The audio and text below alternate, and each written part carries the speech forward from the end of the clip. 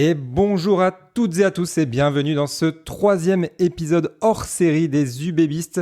Je suis ravi de vous retrouver et je suis évidemment accompagné de mon acolyte, mon professeur rugby. Salut Yann, ça va ? Ah ça va Cyril, très excité. J'imagine. Écoute, moi ça va extrêmement bien aussi, même si je dois avouer que je souffre d'un petit syndrome de l'imposteur puisque notre petit podcast commençait en octobre à l'immense honneur d'accueillir ni plus ni moins que le manager de l'Union Bordeaux-Bègles, monsieur Yannick Bru. Bonjour coach. Salut à tous les deux. Déjà, merci de prendre le temps et d'accepter d'échanger avec nous pour cet épisode spécial. D'ailleurs, un grand merci également à Patrick, le président des UBB fans et administrateur du forum alleunion.com, qui a soufflé l'idée au staff lors de la dernière réunion des associations de supporters, ainsi qu'à Alexandre, qui du coup fait partie de ton staff, Yannick, d'avoir organisé cet enregistrement. On est absolument comme des gamins de pouvoir papoter avec toi pendant 45 minutes, grosso modo.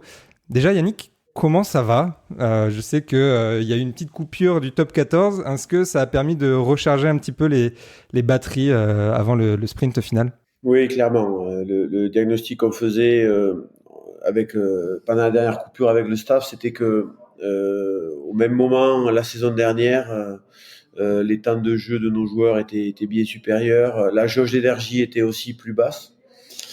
J'ai le sentiment et comptablement, on est un petit peu mieux. Notre courbe de points cette année est rehaussée. On est plus aligné sur nos objectifs et le chemin qu'on avait imaginé vers la fin de saison. Donc c'est bien, on est bien. Le constat, c'est juste que la bagarre sur les 3 premières places, peut-être pour la première fois depuis 10 ans, va se passer au-dessus des 78 points en 26 matchs, c'est-à-dire on va dépasser la moyenne de 3 points par match qui jusqu'alors, sur les 10 dernières saisons, assurait un ticket dans les 2 premières places. Donc on est conscient que oui, on est mieux, mais la bagarre va aussi se passer à des niveaux qui ont été jamais atteints, ce qui montre la compétitivité du top 14, qu'on joue le haut ou le bas. Voilà, donc nos préoccupations vont vers notre capacité à jouer notre meilleur rugby à chaque fois qu'on rentre sur la pelouse, puisque je crois qu'il reste 10 matchs à peu près, 10 matchs maintenant, hors phase finale qu'on méritera ou pas de disputer. On est certain de disputer 10 matchs. Voilà, comme on a joué chez Toulouse, il en reste même 9. Donc la bagarre va être rude. On imagine que du coup ça va être la tête dans le guidon pendant 3 mois, et à titre personnel, est-ce qu'on arrive vraiment à couper quand on a une pause comme ça de 2 semaines du top 14 ou c'est du non-stop, on réfléchit à comment on va pouvoir aborder ce bloc qui arrive ? On arrive mieux à couper que la saison dernière. Ouais. Je dois te dire, c'est tutoie, et je dois vous dire à tous les deux que la saison dernière était complètement folle. C'était une première année au contact du club de l'UBB pour moi, avec un nouveau staff, plus une année post-Coupe du Monde où on a enchaîné une vingtaine de matchs sans pause. Franchement, ça a été terrible. On a vraiment terminé, et le staff et les joueurs, sur la jante. À l'issue du top 14. Cette année est beaucoup plus raisonnable en termes de rythme. On a eu 2 breaks de 3 semaines sans match, pendant lesquels on a donné une période de coupure aux joueurs et où le staff, on a pu se réaligner sur les objectifs, travailler ensemble, se réinventer un peu. Donc non, personnellement, et je peux parler au nom du staff, on a davantage d'énergie. On connaît mieux aussi l'environnement dans lequel on évolue, c'est-à-dire nos forces, nos faiblesses, nos axes de progression aussi. Donc voilà, donc on est bien. Le seul truc qu'il faut gérer, c'est je dirais tout ce qui est en train de se créer autour de certains de nos joueurs, qui est un petit peu nouveau. Et peut-être qu'on va en parler après. Ouais, je pense qu'on aura l'occasion effectivement d'en parler, notamment des internationaux. Mais pour revenir à ceux qui sont restés au club justement et qui ont pu avoir ce break de 2 semaines, là tu les as sentis quand tu les as retrouvés. Du coup, c'était plutôt il y a 2 semaines, 10 jours, un peu régénérés, revigorés. Ils sont prêts à attaquer ce sprint final. Oui, voilà. On sent que les batteries ont repris un petit peu de verre. On sent qu'il y a plus de sourire. On sent aussi qu'au niveau de notre paquet d'avant, on a des joueurs qui ont été longtemps blessés qui retapent à la porte et qui sont disponibles. Je pense à Mathis Parchot, je pense à Adam Coleman, je pense à Temo Mathieu, Big Pierre Ben, Beauchaton. Pierre Beauchaton qui est rentré le week-end dernier, Big Ben et Sipili aussi qui ont été pas mal touchés par divers bobos. Sont en train de retrouver un niveau intéressant. Voilà, donc il y a une émulation qui va se recréer autour du pack qui est intéressante. Tevita Tatafou, lui, est toujours à l'infirmerie. On a perdu Carlos Sadi pour la saison, mais hormis eux deux, on retrouve aussi des costauds, des joueurs Ouais. qui nous amènent des solutions au niveau de notre 5 de devant. Donc c'est quand même une bonne chose pour préparer le sprint. D'ailleurs, sur ça, c'est vrai que je trouve parfois qu'on est un peu injuste avec notre pack parce que c'est vrai je trouve qu'on est devenu une des meilleures équipes de contre-attaque même au niveau européen. Je trouve que nos trois quarts marchent bien en contre-attaque avec surtout quand on a des turnovers. Mais en fait, ça, comme tu le dis, là on retrouve un peu de densité dans le pack, mais c'est clairement lié en fait à ce paquet d'avant parce que je trouve que depuis ton arrivée, ce qui moi m'a plus sauté aux yeux, en fait, c'est cette circulation des gros. Je trouve que la distribution, elle est vraiment impressionnante. J'ai l'impression nos cellules, ça marche plutôt en 1-3-3-1 avec parfois dans certaines zones sensibles, on peut rajouter un quatrième avant pour densifier ça. Et surtout, il y a ce switch en fait quand on passe d'un ballon gagné en contre-ruck, et ben les gros ils arrivent à s'organiser pour être au premier soutien. Et donc ça, on a besoin de ces coureurs. Et ça, je voulais savoir un peu comment le staff prenait, parce que parfois on est un peu décrié sur certains secteurs visibles, mais derrière ce qui fait briller nos trois quarts un peu en contre-attaque, et ben c'est ce travail des gros dans cette circulation et tu vois comment le staff réagit, même les joueurs, parce que parfois c'est un peu injuste, je trouve. On peut pas être top 2 de top 14 si on a un pack faible. Ouais. Ça n'existe pas, ça. Ouais, écoute, c'est une bonne remarque et c'est une question qui demanderait du temps à répondre, mais c'est vrai que cet équilibre, nous, entre les efforts des uns et le plaisir que prennent les autres à être dans la lumière, à marquer, c'est quelque chose qu'on entraîne beaucoup, qu'on décortique. Ce sont les piliers de notre fonctionnement. On sait que certains sont là pour faire des efforts un peu obscurs, qui sont parfois loin du grand public, et d'autres sont là pour en récolter les fruits. Mais c'est ça aussi le principe d'une équipe de rugby, où il y a une solidarité et un altruisme qui fait que les uns travaillent pour les autres. L'essentiel étant que ces autres-là soient conscients de la contribution que leur donnent les autres. Voilà, donc nous, c'est quelque chose qu'on quantifie, qu'on mesure, qu'on entraîne dans la semaine. Je veux dire par là, quand Mathieu Jalibert marque à la réception d'un ballon contre Toulouse, ce ballon haut, s'il est tombé là, c'est parce qu'il a été relativement mal tapé et que Guido Petit, autour du ruck, a fait le travail qu'il avait à faire pour imposer au neuf une trajectoire de jeu au pied qui a été celle qu'elle est, et que d'autres ont suffisamment mis la pression également sur le 9 et le 10 adverse pour permettre à notre arrière-garde d'exploiter le turnover. Voilà. Donc c'est vraiment l'illustration que les efforts des uns permettent la lumière sur les autres, mais je veux dire, on n'a rien inventé, c'est l'histoire du rugby où la solidarité, l'entraide, il y a plusieurs métiers différents dans une équipe. Le tout étant que ceux qui en tirent les dividendes soient conscients de ça. Et je crois que ce qui fait l'atmosphère de notre équipe aujourd'hui, c'est que effectivement nos avants travaillent beaucoup. Nos avants travaillent beaucoup au sol, dans les replis, dans les replacements, autour du bon de commande qu'on leur fixe et que Thibaut Giroud leur fixe avec son équipe. C'est pas facile d'être en avant à l'UBB aujourd'hui. Et donc, c'est pas facile aussi de répondre aux bonnes commandes de Noël McNamara, parce que c'est vrai que il a une vision très c'est ce que j'étais allé chercher chez lui, une approche cartésienne, irlandaise, pour amener un cadre d'attaque fort à notre équipe.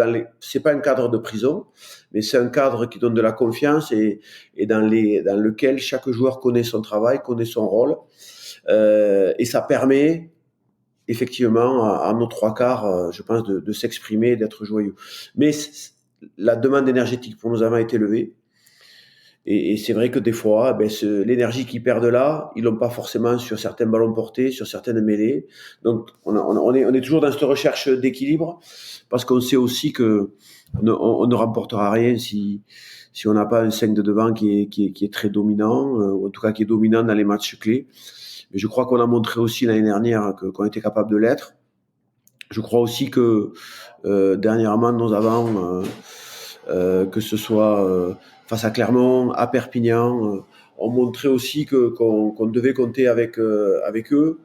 Et ils nous ont rendus fiers. Bon, là, contre Toulouse, on a une mêlée qui a été un peu trop pénalisée à mon goût, mais le chantier est en cours. Le chantier est en cours, mais c'est vrai que on cherche à ménager ces équilibres-là. Après, en mêlée, ce qu'on voit, c'est que pour le coup, je trouve que Valater est bien revenu. Il a fait plutôt une belle partie contre le Stade Toulousain. Et Big Ben, on sait qu'il a mis un peu de temps à revenir, mais globalement, enfin moi de mon côté, j'ai pas d'inquiétude.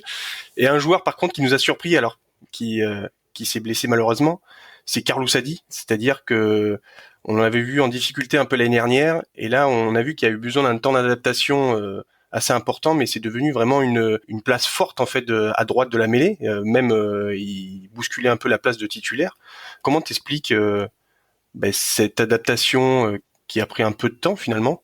En fait, c'est juste du bon sens. Et c'est vrai que quand on quitte une culture sud-africaine, qu'on change de pays, on change d'hémisphère, c'est culturellement, évidemment, rugbyistiquement, c'était une approche différente ici. C'est beaucoup de choses à gérer quand même. La place de la mêlée aussi dans le top 14. Moi, j'étais convaincu, pour l'avoir côtoyé en Afrique du Sud, qu'il avait tous les arguments pour s'exprimer en top 14. Mais bon, voilà, maintenant, entre le potentiel et ce qui se passe réellement, il y a, entre les deux, il y a quelque chose qui s'appelle le travail, la complicité, le fait de se sentir à sa place dans le groupe. Ça a pris du temps. Ça a pris du temps, et c'est quand même pas rare que pour des étrangers issus de cultures différentes, de les voir donner le meilleur uniquement en saison 2. Voilà, et quels que soient les individus, je parlais là tout à l'heure avec Yon Etchegaray. Yon Etchegaray est arrivé l'année dernière. Il a traversé toute la saison dernière. Il a eu plein de pépins musculaires. Nouvelle méthodologie d'entraînement, acclimatation à un nouveau staff, à un nouveau fonctionnement. Et à des moments, il a douté. Et là, on voit qu'après 1 an de travail en commun, de vécu, on se connaît mieux. On connaît nos forces, on connaît nos faiblesses. Il connaît les points forts du staff. Je pense qu'il sait aussi nos points faibles, parce que personne n'est parfait. Et là, on a des interactions qui sont bien meilleures. Donc c'est vrai avec les jeunes, c'est vrai aussi avec Carlou. C'est pour ça que des fois, il faut faire attention quand on porte des jugements. Ça prend du temps. Je crois que Carlou, il avait déjà montré, je ne sais pas si vous vous souvenez, l'année dernière en demi-finale face au Stade Français, les dernières mêlées sur notre ligne en fin de première mi-temps. Franchement, sur le coup, j'ai dit merci Carlou, parce que s'il marque à ce moment-là, je ne sais pas si on s'en sort, et on évite, je ne sais pas si vous vous souvenez, mais on évite l'essai, et on l'emporte de très peu à la fin face au Stade Français. Voilà, Carlou a déjà commencé à montrer que potentiellement, il a des reins en acier, il est très costaud à mêlée fermée. C'est ce qu'on était venu chercher chez lui. Ça a mis un peu de temps à s'exprimer, mais aujourd'hui, cette année, j'étais content pour lui de le voir heureux au sein de l'effectif. Malheureusement, et c'est là qu'on voit combien le top 14 est exigeant, il a eu cette lésion aux vertèbres cervicales. Ouais, c'est vrai qu'on a vu son évolution cette année et qu'il a fait du bien parce qu'il nous manquait pendant un moment Mm. Sipili Falatea, Bentami Funa et que clairement il a répondu présent. On est d'ailleurs content. Alors je sais pas si c'est officiel, en tout cas nous dans les journaux on a vu que probablement il restait avec nous la saison prochaine, donc c'est une très bonne nouvelle. Et pour revenir sur Yon Etchegaray, bon lui il a pas eu trop besoin de temps d'acclimatation au top 14 puisqu'il a crevé l'écran dès ses premières apparitions, donc il a su saisir sa chance pour être dans la lumière. Et pour revenir un peu sur ce début de saison, bon, il est comptablement quasi parfait. En Champions Cup, en tout cas, il est, puisque c'est 20 sur 20 en 4 matchs. En top 14, on est deuxième et, comme tu le disais, sur des standards de points par match qui sont très très élevés. Est-ce que toi, tu as des satisfactions ou des regrets particuliers sur cette première partie de saison? Je sais pas, des axes d'amélioration, des choses que tu aurais peut-être fait autrement ou des choses dont tu es fier de la part de l'équipe sur, je dirais, la première partie jusqu'aux 6 nations, disons. Ouais, j'ai des regrets. J'en ai toujours un petit peu. Bon, c'est les deux matchs face à Lyon. Ouais. Effectivement, ouais, je les ai en travers de la gorge. Si c'était à refaire, il y a des choses qu'on ferait mieux, c'est certain. On rappelle que les 2 matchs à Lyon, on les perd du coup à la dernière minute sur des coups de pied de Léo Berdeux. Ouais. Sur deux coups de pied, sur deux réceptions de coups d'envoi. Bon, il y a des petites choses qu'on aurait dû mieux cibler dans la semaine et notamment sur ce deuxième match à Chaban face à Lyon qui arrivait au bout d'un cycle de Ah, il était interminable, oui. 8 ou 9 matchs, peut-être plus. Il y avait la Champions Cup, je sentais que l'équipe était un peu émoussée. Voilà, on prend un essai sur la. Bon, je pense que la semaine, on aurait pu faire mieux. Voilà, on aurait pu faire mieux. Peut-être qu'on aurait dû impulser une énergie nouvelle et plutôt que de considérer ce match comme une fin de cycle, on aurait dû peut-être être en vigilance absolue. Je pense on a été un peu négligent sur ce match face à Lyon. On n'aurait pas dû le perdre. On n'aurait pas dû être mené dans les 10 premières minutes et être aussi négligent sur cette dernière possession de balle. Donc j'ai un peu des regrets par rapport à ça de ne pas avoir mis mieux en garde l'effectif. Hormis ça, franchement, un grand coup de chapeau aux joueurs parce que la saison est bien sûr pas finie et je leur ai dit qu'on attaquait une nouvelle saison et tout ce qu'on avait fait jusqu'à maintenant, c'était nécessaire, mais évidemment pas suffisant par rapport aux objectifs du club, par rapport aux investissements que consent Laurent Marty et tout le personnel de l'UBB. Donc on va vraiment être placé maintenant face à nos responsabilités. Mais je suis quand même fier de la réaction des joueurs parce que derrière les matchs qu'on a gagnés, il y a eu beaucoup de discussions, de remises à plat, d'échanges. Nerveusement, ça a été difficile la fin de saison dernière. Je vais pas vous le cacher. Et personne ne s'est cherché d'excuses. Les joueurs ont vraiment travaillé dur. On a fait évoluer plein de choses dans le fonctionnement. C'est ce qui nous a permis d'aller s'imposer à Toulouse. C'était un match important pour reprendre confiance en nous. Et je crois qu'on est sur le bon chemin. Alors, ça garantit pas le succès, évidemment, et l'important arrive maintenant. Mais non, jusqu'à maintenant, à part ce match aller-retour contre Lyon, je crois qu'il n'y a pas grand-chose que je changerais. Ok, oui, bah effectivement, c'est peut-être des petits regrets à avoir. Si on parle du deuxième match donc contre Lyon à Chaban, c'était déjà un match un peu dans les doublons. À Maxime Lucu ou Mathieu Jalibert avait passé par exemple la semaine à Marcoussis. C'était déjà un petit peu le pied dans ces 4 matchs de doublons, donc avec le déplacement à Bayonne, la réception de Clermont et le déplacement à Perpignan. Qu'est-ce que tu en as pensé, toi, de cette période? Globalement, nous, on trouve qu'elle a été bien mieux, en tout cas comptablement gérée que la saison passée. On s'en sort avec 10 points. Alors, même si en face, Toulon et Toulouse ont fait le plein de points, toi, tu trouves que ça a été la profondeur de l'effectif permet de bien gérer cette période-là? Ouais. Alors, c'était un des axes de progrès qu'on s'était fixé avec Laurent Marty. D'une part, dans la composition de l'effectif, où on a essayé d'amener de la densité. Le problème, c'est que devant, on a quand même été frappé par pas mal de blessures sur nos gros porteurs de balles. Je pense à Tevita, je pense à Adam Coleman, Big Ben qui a eu quelques soucis. On a perdu aussi Carlos Sadi. Bon, mais ça, Thompson aussi. Comment? Lachlan Swinton. Swinton et Lachlan qui a été opéré du tendon rotulien. Donc, bon, il y a toujours une part d'impondérable et donc on n'a pas optimisé ce qu'on aurait voulu, c'est clair. Par contre, on a vu que l'apport de Rohan a été important pour soulager Yoram. On l'avait pas la saison dernière. On voit que Ben Tapouaï nous a aussi rendu de gros services. Joey Carberry est en train aussi lui aussi de prendre ses marques et a bien suppléé Mathieu Jalibert. Donc, voilà, j'ai la sensation que la profondeur d'effectifs un peu supérieure nous a permis de mieux traverser cette période. La répartition du temps de jeu aussi sur l'ensemble de l'effectif a été un peu meilleure. Voilà, bon, on a toujours un ou deux joueurs qui sont au-dessus des radars. Voilà, la perfection n'existe, enfin, est difficile à atteindre. Mais je trouve qu'on est mieux et c'est vrai que sur cette période de doublon, bon, mais ce qui fait penser la balance du bon côté, c'est cette belle victoire à USAP. Voilà, parce qu'on avait mal démarré avec la réception de Lyon.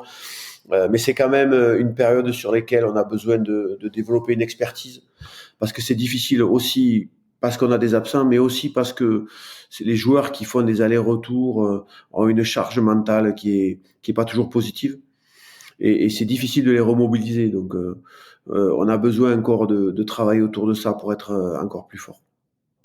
Et sur les internationaux justement qui reviennent, alors tu parles de cette charge mentale, mais est-ce que dans les semaines qui arrivent, est-ce que tu sens des mecs qui sont changés et qui vont prendre un leadership spécifique, tu vois?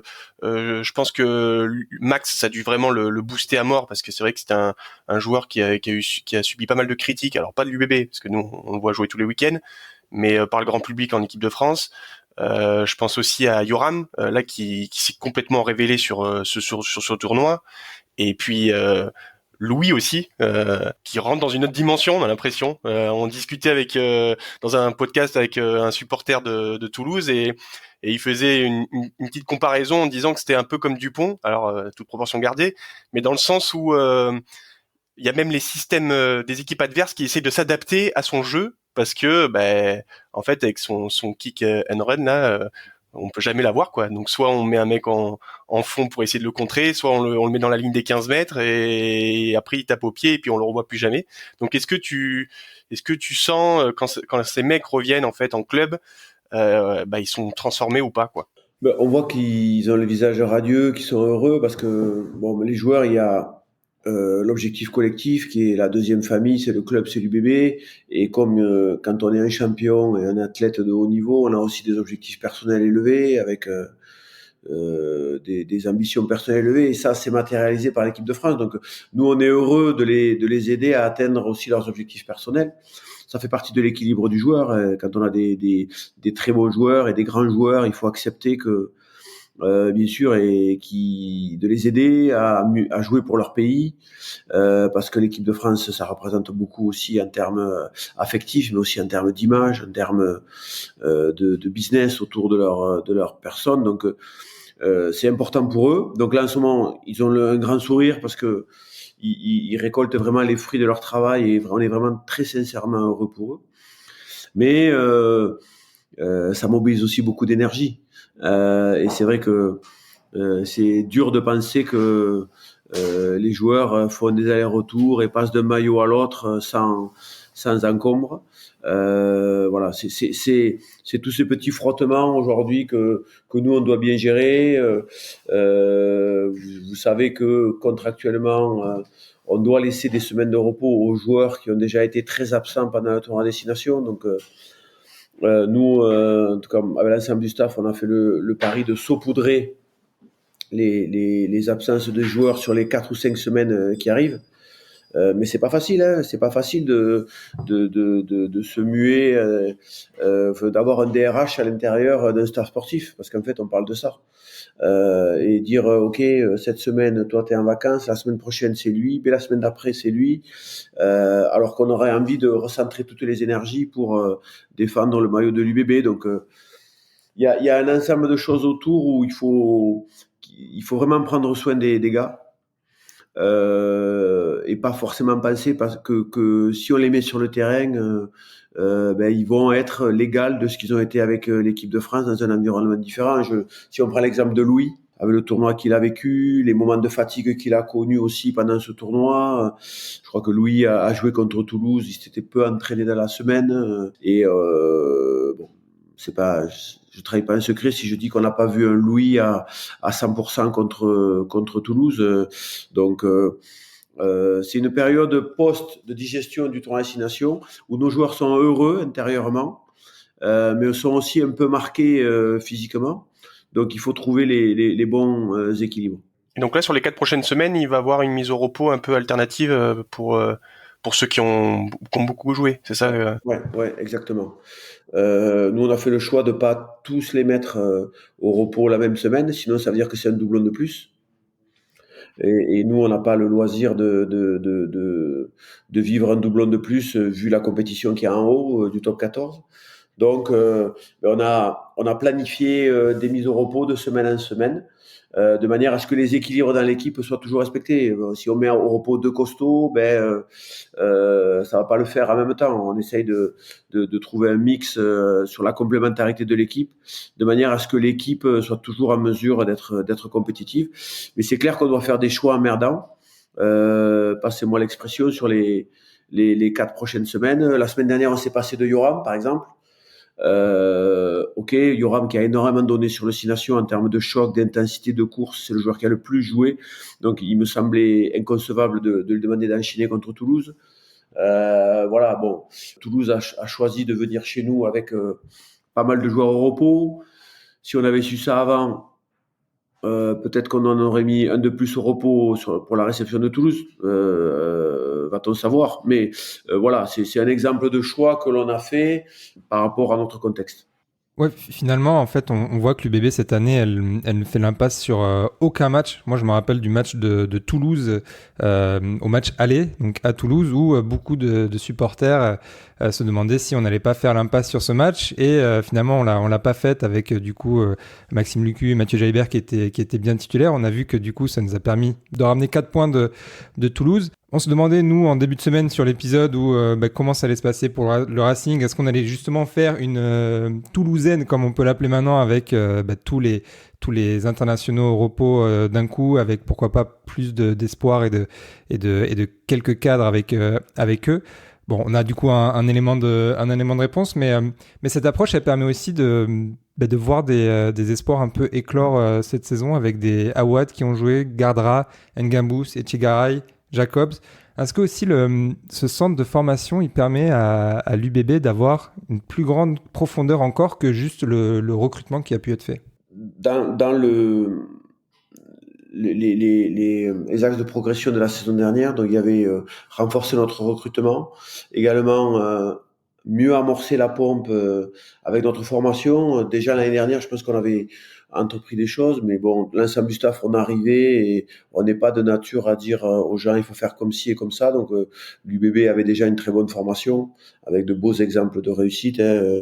Louis, Nico, Pierre Beauchaton, Mathieu, évidemment, Max Lamotte. Donc on n'avait pas donné de leçons à quiconque.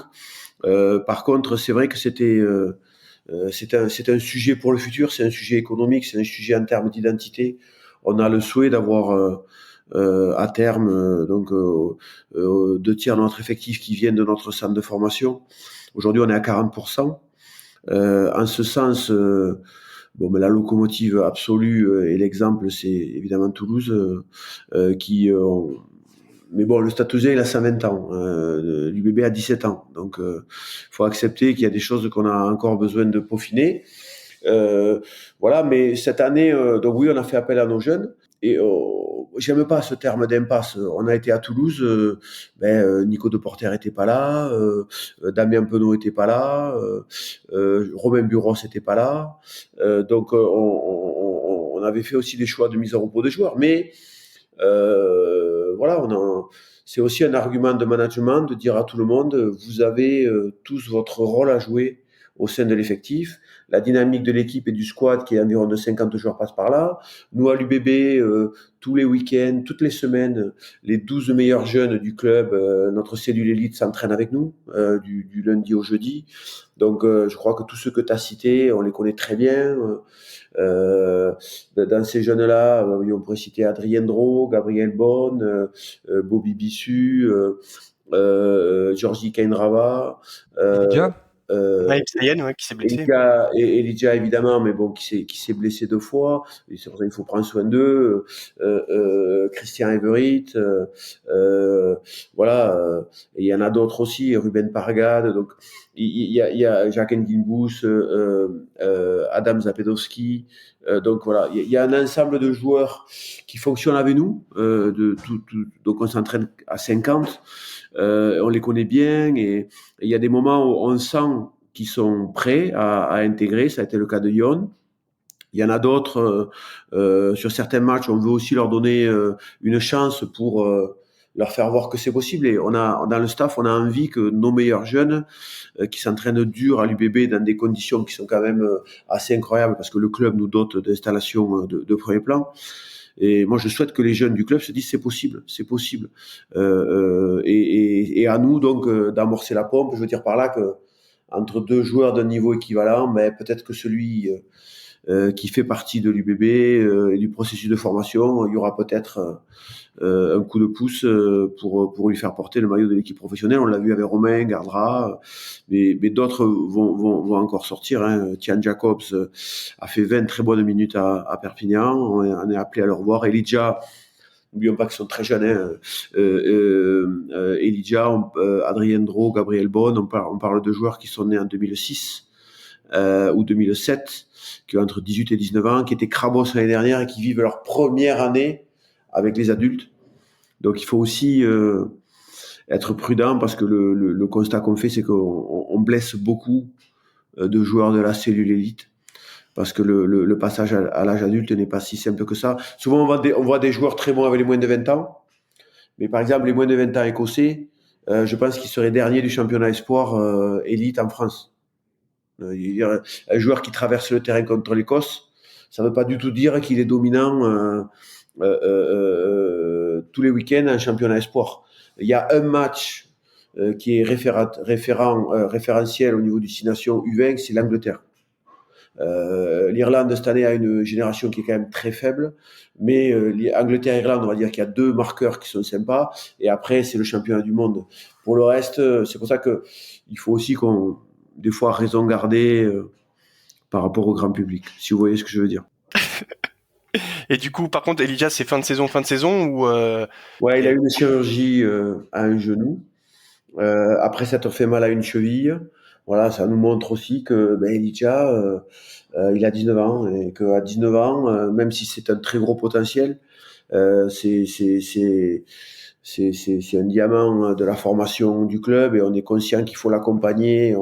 Mais ça va prendre du temps. Il ne faut pas s'attendre à voir Elijah porter le maillot de l'équipe de France si vite. Il y a des étapes à franchir. Vous le voyez, on l'a vécu avec Nico Deporter, Loulou, Marco Gazzotti, Pierre Beauchaton. Voilà, c'est des projets à 24, 36 mois avec des blessures au milieu.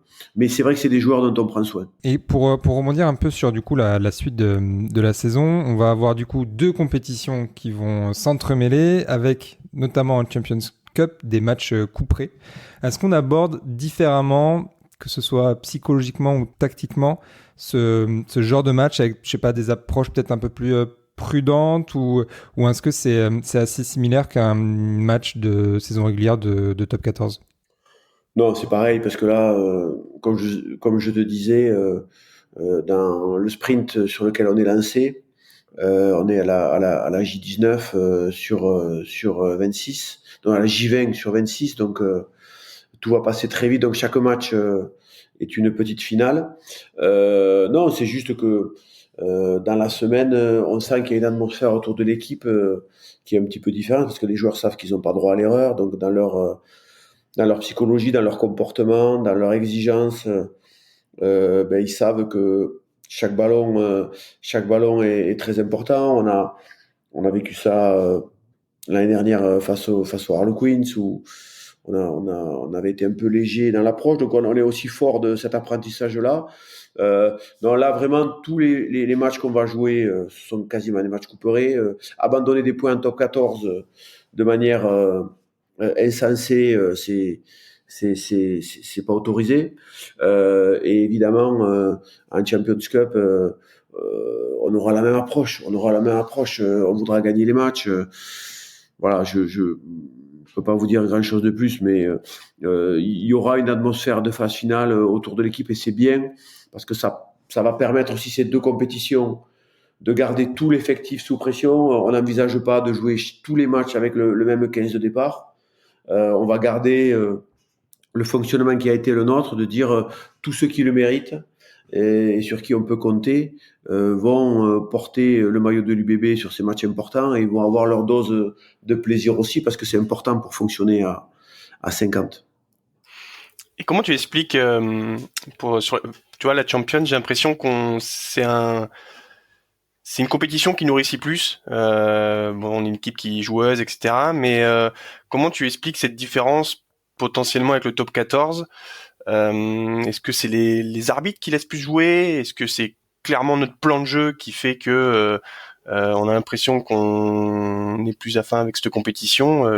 Qu'est-ce que t'en penses? Moi, effectivement, on s'approche du niveau international et il y a une sévérité accrue des arbitres pour tous ceux qui empêchent la vitesse de se développer. La philosophie, vraiment, c'est de créer la vitesse dans le jeu. Les arbitres sont moteurs dans ce pari-là, donc c'est un premier point. Le deuxième, et pour moi c'est très clair, c'est le mode d'attribution du bonus. Le jour où le top 14 décidera de dire le bonus est 4 essais. Donc il y a déjà un moteur hyper important pour les équipes, il faut marquer ces 4 essais. Il y a déjà la garantie d'avoir un point de plus. Donc il y a un entrain offensif qui est supérieur. Et moi, pour l'avoir vécu, parce que j'ai disputé l'URC avec les Sharks, c'est très clair. Dans le plan de jeu, il faut aller chercher les 4 essais. Et donc les défenses, on est un peu moins focus sur les défenses en Champions Cup, ce qui est pas forcément une bonne chose d'ailleurs.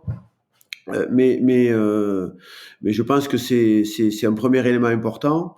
Le deuxième aussi, c'est que c'est les règles de coaching du niveau international. À savoir qu'en top 14, en fait, tu coaches les gars, tu les fais sortir, tu les fais rentrer. Moi, je suis contre cette règle, qui est une règle à la base pour entretenir la sécurité des joueurs, mais en fait, tout le monde exploite la faille et fait rentrer, sortir, ce qui fait qu'en fait, au lieu de faire 8 changements, t'en fais 14.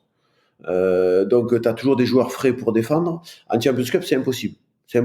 Si tes mecs ne sont pas fit, ou alors tu fais un ban en 7-1 ou en 6-2 où tu prends des risques, mais les 20 dernières minutes, il va se passer des choses parce que quand des équipes lâchent physiquement, l'addition est lourde. Donc, c'est vrai que pour des équipes qui ont un entrain offensif important, il y a souvent des déséquilibres qui se font à la 50e, à la 60e, qu'on n'arrive plus à combler. Alors qu'en top 14, on y arrive, par le jeu du retour en jeu. Par le biais du retour en jeu, pardon. Donc voilà, donc c'est ces deux choses pour moi. D'abord, la règle des 4 essais bonus, points, avec une préparation qui est plus offensive des matchs. Et deuxièmement, cette interdiction de pratiquer le retour au jeu, qui pour moi est très, très nocif en top 14. C'est vrai qu'on l'a vu en Champions Cup que souvent on débloquait la situation à partir de la 50e minute et là j'ai le souvenir de Ulster ou même Exeter où il y a une avalanche d'essais de l'UBB et c'est sûrement du coup aussi dû à cette règle des remplacements. D'ailleurs ça m'a fait rigoler parce que j'écoutais le Moscato Show début de semaine et Moscato connaissait pas la règle. Bref, petit point sur un secteur qui du coup a été pas mal mis en lumière côté UBB, qui a été défaillant sur pas mal de matchs en début de saison, mais qui là on voit qu'il y a quand même beaucoup de progrès. C'est la touche. Comment tu expliques, si tu peux l'expliquer, cette défaillance un peu récurrente? On a vu que l'UBB était en bas de classement en termes de réussite sur ce secteur-là. Est-ce que c'est un problème d'adaptation avec un nouvel entraîneur, un problème peut-être avec aussi des joueurs dont par exemple Guido Petit qui n'était pas là pendant un moment, ou Adam Coleman. Comment tu vois la chose, et comment tu apprécies aussi les progrès dans ce secteur-là?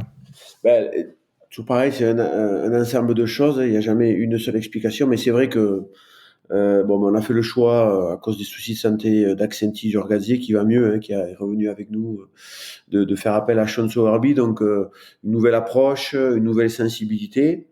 Donc, un redémarrage à zéro. Derrière, donc on a 3 leaders de touche à l'UBB, qui sont Guido Petit, Adam Coleman, Pierre Beauchaton et Johnny Gray, qui est capable de le faire. Mais il se trouve que les 3 premiers ont été blessés tour à tour sur tout le début de saison.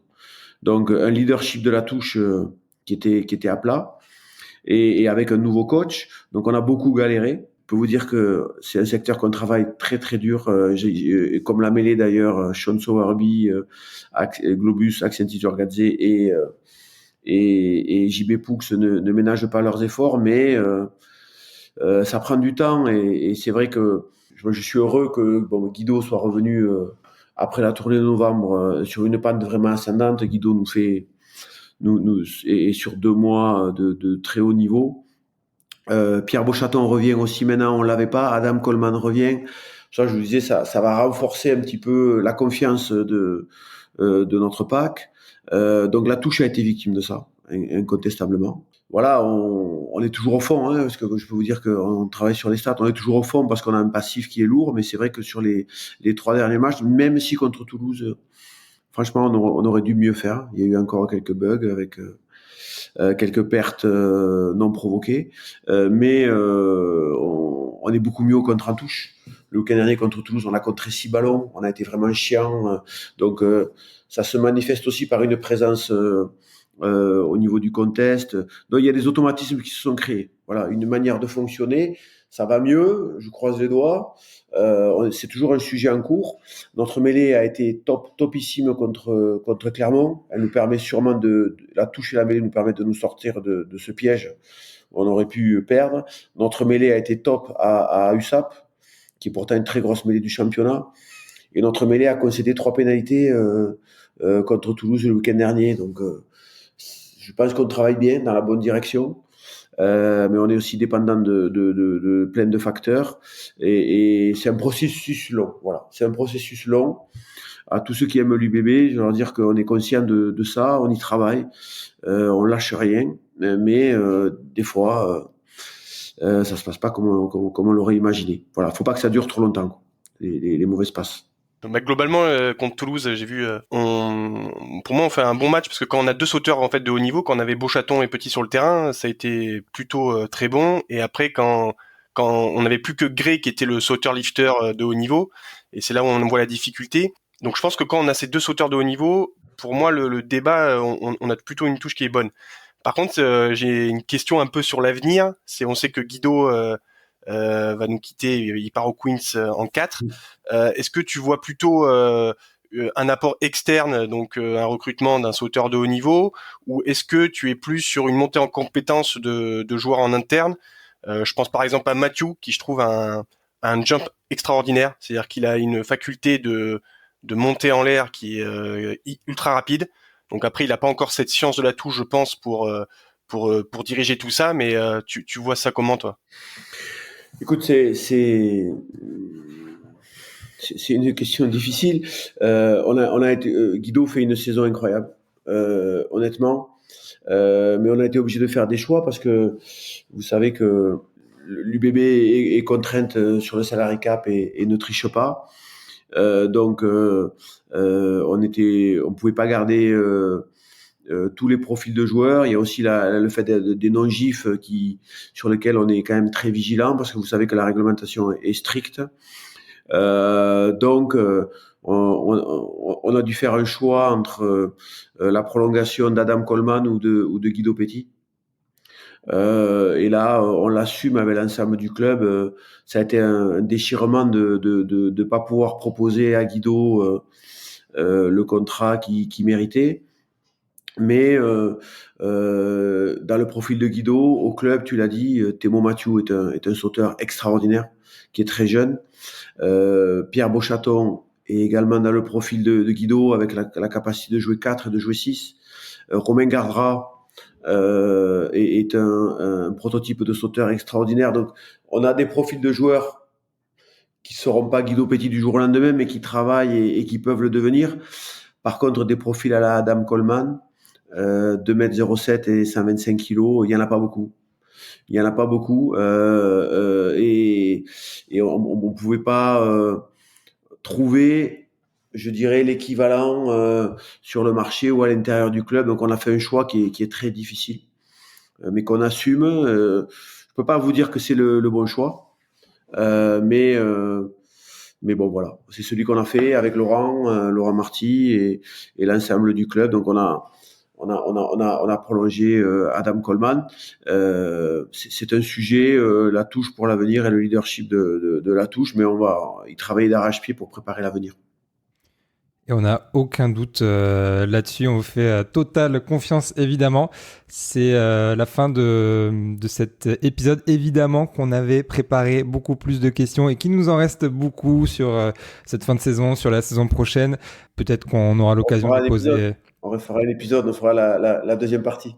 Ah, bah, super, avec grand plaisir. En tout cas, Yannick, merci beaucoup parce que on est vraiment ravis que tu aies pu papoter avec nous sur l'actualité du club. On sait que la période est très très chargée, elle va pas arrêter de l'être pendant 3 mois. Donc un immense merci d'avoir pris le temps de nous répondre.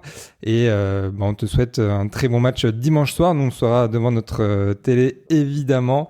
Et juste merci Yannick. Okay, merci à vous aussi.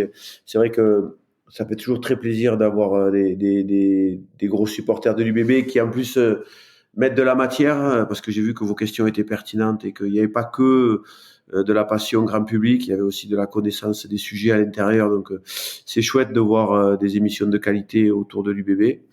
On est un club jeune et on a besoin de compétences. Donc bravo à vous, j'étais très content d'être avec vous et on fera un deuxième épisode sur les autres questions, mais je ne peux pas non plus vous répondre à tout parce que je sais que votre podcast, nos concurrents ils le lisent aussi, donc je peux pas tout dévoiler non plus, mais c'était vraiment très sympa d'être avec vous. Merci. Super, merci. Immense merci Yannick. Okay. Et pour les auditeurs, on espère que ça vous a plu. Nous en tout cas, comme vous pouvez l'entendre, on s'est régalé, on a le sourire jusqu'aux oreilles. On vous donne rendez-vous la semaine prochaine pour un nouvel épisode, mais en attendant, n'hésitez pas à vous abonner sur Spotify, Deezer ou Apple Podcast. Voilà, on espère que ça vous a plu et on vous dit à très vite et un très bon match dimanche contre le Racing.